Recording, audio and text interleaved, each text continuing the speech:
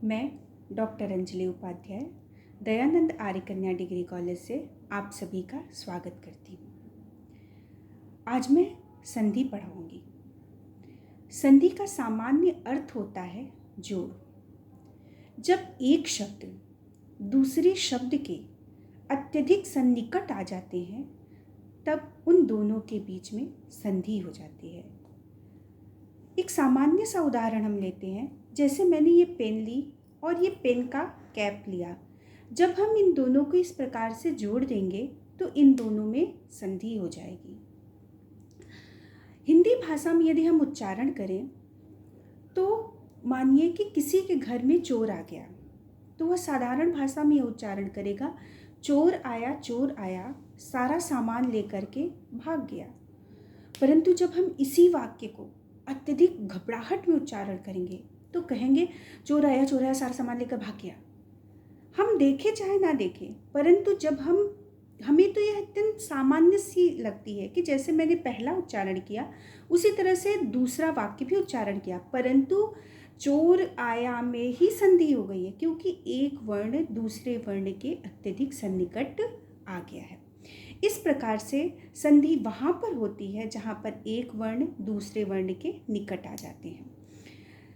संस्कृत में संधि की परिभाषा देते हुए लघु सिद्धांत कौमुदी में कहा गया है कि पदः सन्निकर्षः संहिता। सन्निकर्षः माने निकट आ जाना, पदम माने पद के। कैसे पद के? दो पद के अत्यधिक निकट आने में संहिता अर्थात संधि होती है। संधि संस्कृत में 6 जगह होती है। संहितैक पदे नित्यम नित्या धातुर उपसर्गयोः नित्या समासे वाक्ये तु विवक्षया। अर्थात संधि नित्य रूप से धातु और उपसर्गों के बीच में होती है। अब जैसे मैंने कहा निधन अवसर, यहाँ पर नी जो है वह उपसर्ग है और अवसत जो है वह एक धातु है। अब हम यदि किसी को बुलाएंगे कि यहाँ बैठो तो हम ये नहीं कहेंगे कि नी अवसत, बल्कि हम इन दोनों वर्णों में संधि करेंगे क्योंकि यहाँ पे संधि अनिवार्य है और संधि करने पर न्यवसत बन जाएगा। इसी प्रकार से जब हम कहेंगे पौ धन अकह, पौ जो है वह एक पद है, ठीक। अब इसमें भी संधि करना अनिवार्य है। पौ अकह जब हम संधि करेंगे तो पावकह बनेगा। जब हम अग्नि का नाम लेंगे तो हम ये नहीं कहेंगे कि अरे वहाँ पौ धन अकह जल रहा है, बल्कि यहाँ पर हम इसमें प्रॉपर संधि करके पावकह ही कहेंगे क्योंकि यहाँ पर संधि करना अनिवार्य है। फिर हम तीसरा उदाहरण है समास में, कृष्णदन अस्त। यहाँ पर भी हमें संधि करना अनिवार्य है। और चौथा है जहाँ पे विवक्षा है, अर्थात आप संधि करो चाहे ना करो। जैसे मैंने कहा रामो गच्छति, राम जाता है, या मैंने कह दिया रामः गच्छति, राम जाता है।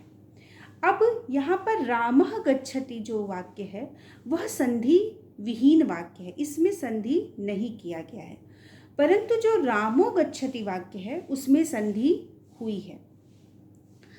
हमारी ये विवक्षा है कि हम इन वाक्य में संधि करें चाहे ना करें, दोनों वाक्य ही शुद्ध होते हैं। इस प्रकार से संधि इन जगहों पर अनिवार्य रूप से होती है। संधि 3 प्रकार की होती है, स्वर संधि, व्यंजन संधि और विसर्ग संधि। स्वर संधि वहाँ पर होती है जहाँ पर 2 स्वरों का एक दूसरे से सम्मेलन होता है। जैसे मैंने कहा विद्याधन आलय, यहाँ पर जब मैंने कहा विद्याधन आलय तो विद्या का आ और आलय का आ, यह दोनों ही स्वर हैं और इन दोनों के बीच में संधि होकर वाक्य बनेगा विद्यालय।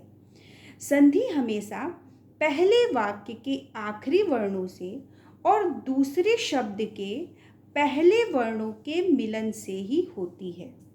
उसी प्रकार से जब व्यंजन का व्यंजन से सम्मेलन होता है तो वहाँ पर व्यंजन संधि होती है, और जब विसर्ग और स्वर या व्यंजन इनमें से किसी का भी एक दूसरे से सम्मेलन होता है तो वहाँ पर व्यंजन संधि होती है। अब हम अगली कक्षा में इसके बारे में विस्तृत रूप से पढ़ेंगे। नमस्कार।